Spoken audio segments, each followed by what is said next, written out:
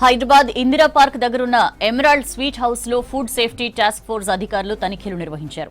ప్రమాదకరమైన colours mix అయిన 60 కేజీల బెల్లం, సరిగా లేని 3 కిలోల జీడిపప్పు సీజ్ చేశారు. మిఠాయిల్లో వాడే ముడి సరుకులకు సరైన లేబులింగ్ లేదని గుర్తించారు. నేతి మిఠాయిలు తయారు చేసే కిచెన్ అపరిశుభ్రంగా ఉందని నోటీస్ చేశారు. స్వీట్ షాప్లోని శాంపిల్స్ ను ల్యాబ్ కు పంపించామన్నారు అధికారులు. మరోవైపు సక్రమంగానే స్వీట్లు తయారు చేస్తున్నామన్నారు ఎమరాల్డ్ నిర్వాహకులు. అధికారుల తనిఖీలకు పూర్తిగా సహకరించామని చెప్పారు. డీటెయిల్స్ తెలుసుకుందాం. శ్రవణ్ అందిస్తారు. శ్రవణ్, జీహెచ్ఎంసీ ఫుడ్ సేఫ్టీ అధికారుల దాడులు ఎమరాల్డ్ స్వీట్ హౌస్ మీద ఇన్ఫర్మేషన్ ఏంటి? గడిచినటువంటి 65 రోజుల నుంచి ప్రత్యేక టాస్క్ ఫోర్స్ హైదరాబాద్ లోని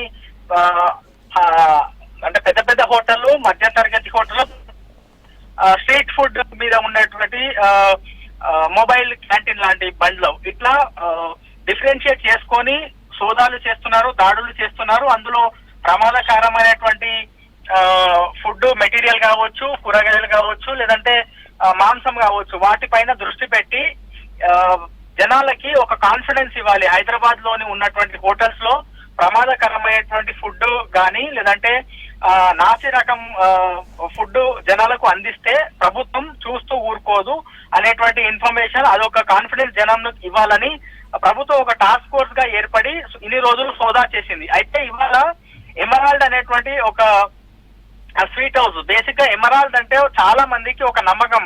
అందులో మంచి నాణ్యమైనటువంటి స్వీట్స్ దొరుకుతాయి, నాణ్యమైనటువంటి టిఫిన్స్ దొరుకుతాయి, ప్యూర్ నెయ్యితో చేసినటువంటి అంటే నెయ్యి యాడ్ చేసి తయారు చేసినటువంటి స్వీట్స్ దొరుకుతాయి అనేటువంటి ఒక నమ్మకం ఉండే.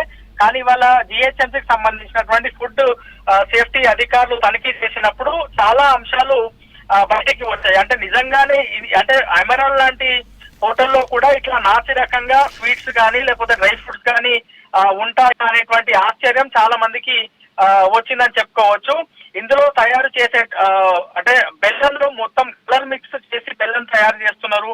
దాంతో పాటు సరిగ్గా లేని జీడిపప్పు, అంటే ఎప్పుడో తయారు చేసినవి కావచ్చు, లేకపోతే ఎప్పుడో కొన్నటువంటి వాటికి ఎక్స్పైరీ డేట్ అయిపోయి ఉన్నాయి, అక్కడ డ్రై ఫ్రూట్స్ ఉన్నాయి అనేది ఫుడ్ సేఫ్టీకి సంబంధించినటువంటి అధికారులు గుర్తించారు.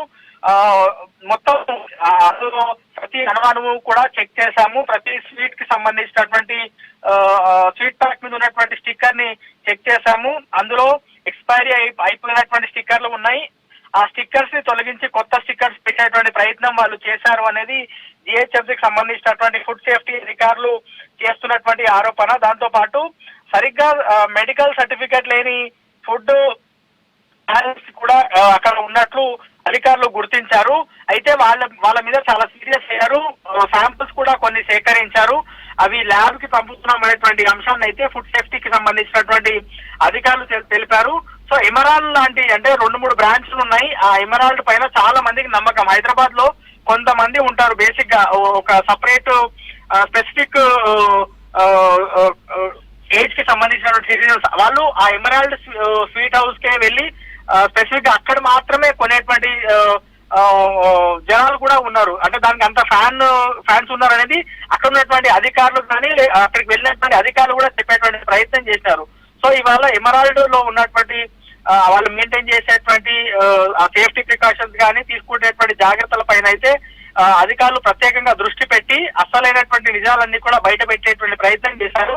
రాబోయే రోజుల్లో ఇవి ఇంకా కంటిన్యూ అవుతాయనేటువంటి అంశాన్ని కూడా వాళ్ళు చెప్పేటువంటి ప్రయత్నం చేశారు. సరైనటువంటి లేబులింగ్ కూడా లేదు. అంటే బేసిక్ గా ఏదైనా ఫుడ్ స్వీట్ హౌస్ లో ఏదైనా స్వీట్ డబ్బా కొనాలన్నా, ఇంకా ఏదైనా వస్తువు కొనాలన్నా దాని మీద ఏ లేబుల్ అనేది చాలా ఇంపార్టెంట్. ఎక్స్పైరీ డేట్ ఎప్పుడు ఉంటుంది, ఎప్పుడు తయారు చేశారు అనే ఇంగ్రీడియంట్స్ అవన్నీ కూడా మెన్షన్ చేసి ఉంటారు. అవి కూడా సరైనటువంటి లేబుల్ లేదు అనేది కూడా అధికారులు గుర్తించారు. చాలా వరకు వాటిని స్వాధీనం చేసుకొని వాటికి ల్యాబ్ కి పంపామనేటువంటి అంశాన్ని అయితే చెప్పేటువంటి ప్రయత్నం చేస్తా ఉన్నారు. ఇంకా రాబోయే రోజుల్లో ఇవి కంటిన్యూ అవుతాయనేటువంటి మాట కూడా చెప్తా ఉన్నారు. మరోవైపు నేను ఇంకో అంశం చెప్పే ప్రయత్నం చేస్తా. రాష్ట్ర ప్రభుత్వం ఒక టాస్క్ ఫోర్స్ రూపంలో టాస్క్ ఫోర్స్ గా ఏర్పడి ప్రత్యేకంగా సోదాలు ఏవైతే చేస్తుందో ఇప్పటి వరకు దాదాపుగా 560 నుంచి 600 హోటల్స్ మీద చేయగా దాదాపుగా 200కు పైగా హోటల్స్ మీద ఫైన్లు బుక్ చేసింది, ఫైన్లు వేసింది. దాంతో పాటు కేసులు కూడా నమోదు చేసినట్లు మనకి ఫుడ్ సేఫ్టీకి సంబంధించినటువంటి ఆఫీసర్ల దగ్గర నుంచి ఆఫ్ ద రికార్డ్ లో ఉన్నటువంటి సమాచారం. దాదాపుగా 9 నుంచి 10 లక్షల రూపాయల ఫైన్ వాళ్ళకి విధించారు. కొన్ని హోటల్స్ పైన కేసులు నమోదు చేశారు. అనేక హోటల్స్ పైన కేసు నమోదు చేసి వాటిని ఆల్రెడీ లీగల్ గా ప్రొసీడ్ అవుదాం అనేటువంటి అంశం పైన అధికారులు ముందుకు వెళ్తున్నారు. సో ఈ సోదాలు, ఈ చెకింగ్ అనేటివి ఇంకా కంటిన్యూ అవుతాయి. ఇప్పుడు ఆగే పరిస్థితి ఉండదు. జనాల దగ్గర నుంచి కూడా మంచి రెస్పాన్స్ వస్తుంది. ప్రభుత్వం ఫుడ్ సేఫ్టీ అనేది చాలా ప్రయారిటీగా తీసుకుంది.